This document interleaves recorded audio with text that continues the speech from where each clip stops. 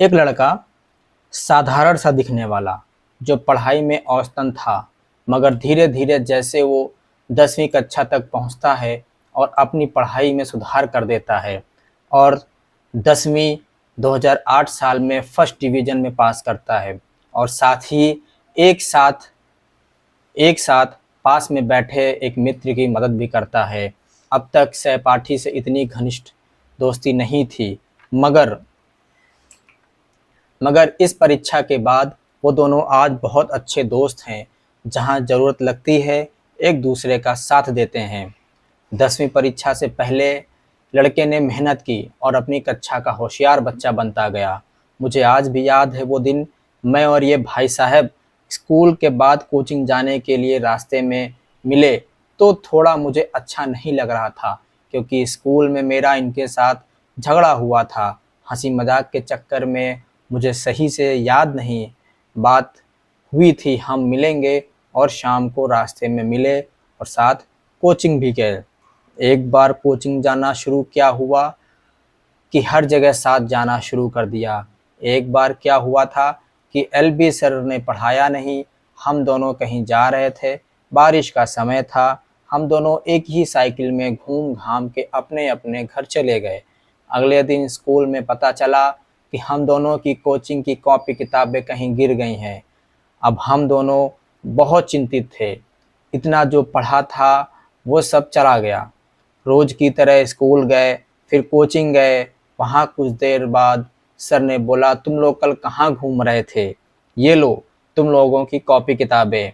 फिर उन्होंने पूछा, शंकधर को जानते हो? हमने कहा हम नहीं जानते। तो उन्होंने कहा, कल जहाँ घूम रहे थे वहीं रास्ते में इनकी दुकान है, इनको तुम्हारा थैला मिल गया था कॉपी किताब का। और उन्होंने नाम पढ़ा, उनको लगा कि शायद यह हमारे कोचिंग में बच्चे आते हैं और वो यहाँ देने चले आए। आज भी हम लोग शंकधर का नाम लेकर के बहुत हंसते हैं। पता नहीं वो इस दुनिया में है या नहीं। ये बात भी बहुत पुरानी है, 2007-8 की।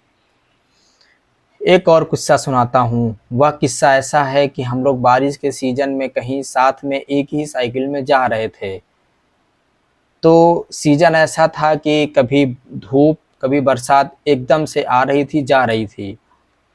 तो कहीं किसी घूमते-घूमते कहीं किसी सब्जी वाला एक छोटा-सा लड़का जो 12-14 साल का रहा होगा, उसने अपनी सब्जी की दुकान सजा ही थी कि तुरंत पटपटा के बहुत तेज़ बरसात हुई।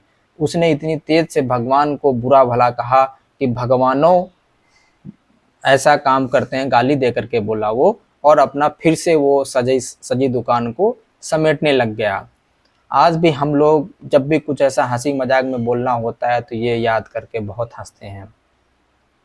फिर जीवन की कड़ी इन्हीं सब कड़ियों के साथ आगे जुड़ती जाती है और मेरा यार क्या बनने का सपना देखता है और क्या बन जाता है।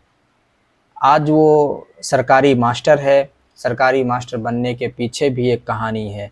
इलाहाबाद में रह रहे थे, किसी साथ में रह रहे साथी ने बोला कि बीएड कर लो। साहेब ने अंतिम क्षण में फॉर्म भर दिया, परीक्षा दिया और परीक्षा में अच्छे अंक हासिल करके उन्नाव का डीएसएन कॉलेज मिला, जहाँ से बीएड करने का मौका मिला। टीईटी पास करने के लिए भी उन्होंने फॉर्म भरा और टीईटी पास कर लिया और कुछ वर्ष लंबे इंतज़ार के बाद सरकारी मास्टर बन जाते हैं। सरकारी मास्टर बनने से घर में हर कोई बहुत खुश था। अब समय था घर के बड़े लड़के की शादी का और इधर बाबूजी घर के सबसे बड़े बच्चे की शादी के लिए लड़की पसंद करते हैं। इधर घर में छोटी बहन का भी रिश्ता तय कर दिया जाता है। घर में शादियों की खुशियां थी, मगर इन सब के तैयारी के बीच में एक शाम खबर आती है कि बाबूजी घर में काम के दौरान गिर गए हैं, उन्हें हॉस्पिटल ले जाना पड़ेगा।